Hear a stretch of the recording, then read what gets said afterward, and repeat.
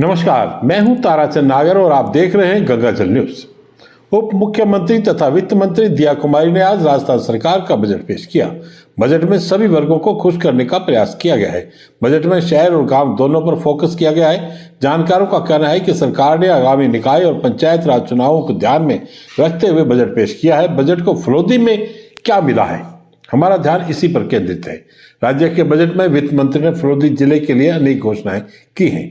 इस बार लोगों को बहुत उम्मीद थी कि सीवरेज के लिए सरकार कुछ न कुछ घोषणा अवश्य करेगी, लेकिन सरकार ने इस मामले में निराश ही किया है। शहरी क्षेत्र में गंदे पानी की निकासी, सफाई व्यवस्था सबसे बड़ा मुद्दा है। सरकार ने जिला अस्पताल में डायबिटिक क्लिनिक खोलने की घोषणा कर डायबिटिक मरीजों को राहत देने का प्रयास किया है। फलोदी जिले में सभी आयु वर्ग के करीब 2500 डायबिटीज के मरीज हैं। इस पर करीब 15 करोड़ की लागत आएगी। इसके अलावा फलोदी में महाविद्यालय स्तरीय बालिका छात्रावास, फलोदी के उप कारागृह को क्रमोन्नत कर जिला कारागृह बनाने की भी घोषणा की है।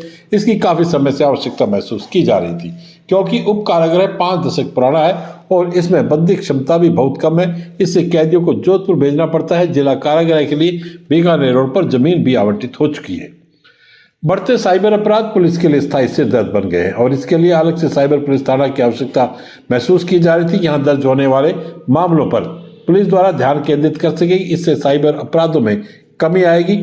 जिला मुख्यालय पर साइबर थाने की भी काफी समय से मांग की जा रही थी।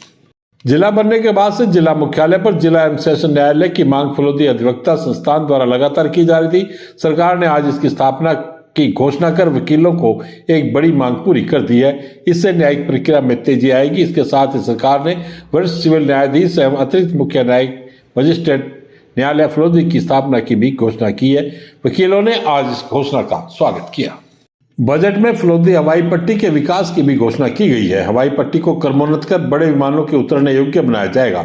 इससे केंद्र की उड़ान योजना में शामिल होने से पर्यटन को भी बढ़ावा मिलेगा। साथ ही सिविल एविएशन के लिए भी बेहतर सुविधाएं उपलब्ध हो सकेंगी। इनके अलावा बाप में ट्रॉमा सेंटर, घंटियाली में 132 kV GSS, बिक्रमपुर से वाया मंडाल, चारनान, गड़ियाला, गिरासर, नगरासर, सेवड़ा होते हुए मंचीतिया बाप तक सड़क निर्माण, लागत 61 करोड़ 80 लाख।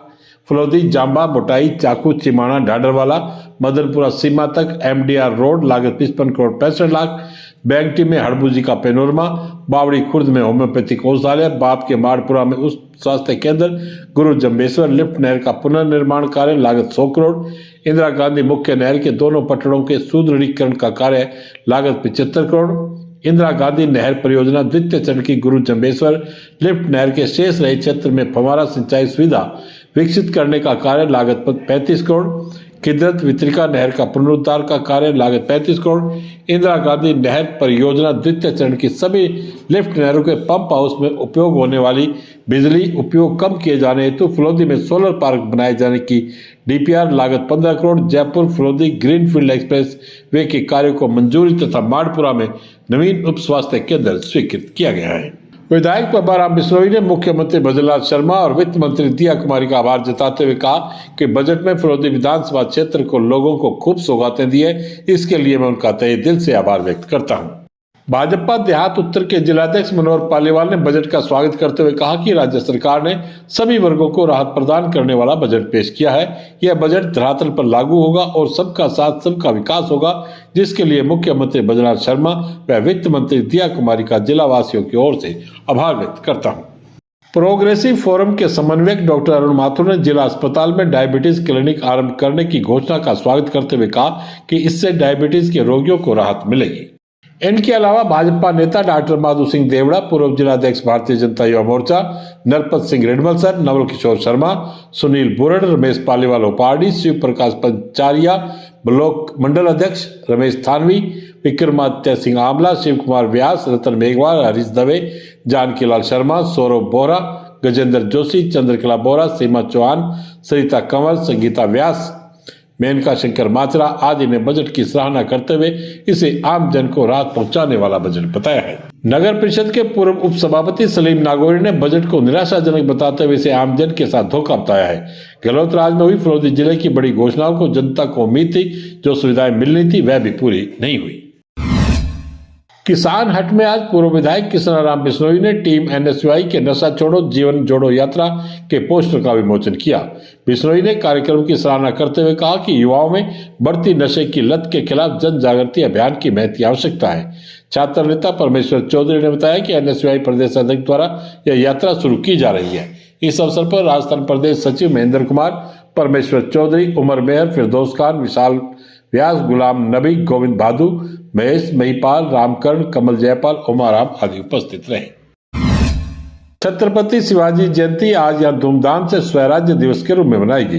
विद्या भारती उच्च माध्यमिक विद्यालय में प्रधानाचार्य ओम भूतड़ा व व्यवस्थापिका मीना भूतड़ा ने शिवाजी महाराज के चित्र पर माल्यार्पण किया। विद्यार्थियों ने शिवाजी से जुड़ी शौर्य कथाएं, मराठों व मुगलों के इतिहास, देशभक्ति कविताएं आदि सुनाई। स्टाफ व विद्यार्थियों ने चेतना रैली निकाली। बाद में विद्यार्थियों को मराठा साम्राज्य पर आधारित मूवी छावा दिखाई गई।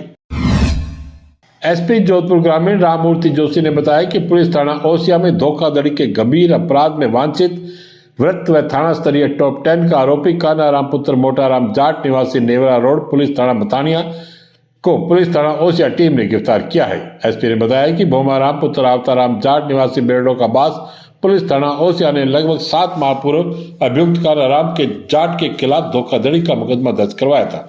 उसने बताया कि कानाराम जाट ने अपनी सिविल खराब बताकर उसके नाम से 2 ट्रक फाइनेंस करवाए, लेकिन बाद में उनकी किस्तें आदि नहीं भरी और उल्टा उसे ही ब्लैकमेल करने लगा। मुलजिम को अदालत में पेश कर रिमांड पर लिया है और पूछताछ जारी है। मुलजिम को गिरफ्तार करने में राजेंद्र चौधरी, थानाधिकारी पुलिस थाना ओसिया, एएसआई रामसुख, कांस्टेबल कानाराम बांता की मुख्य भूमिका रही। आज बस इतने ही समाचार। कल फिर आपसे मुलाकात होगी, तब तक के लिए मुझे दे आज्ञा। धन्यवाद। शुभ रात्रि।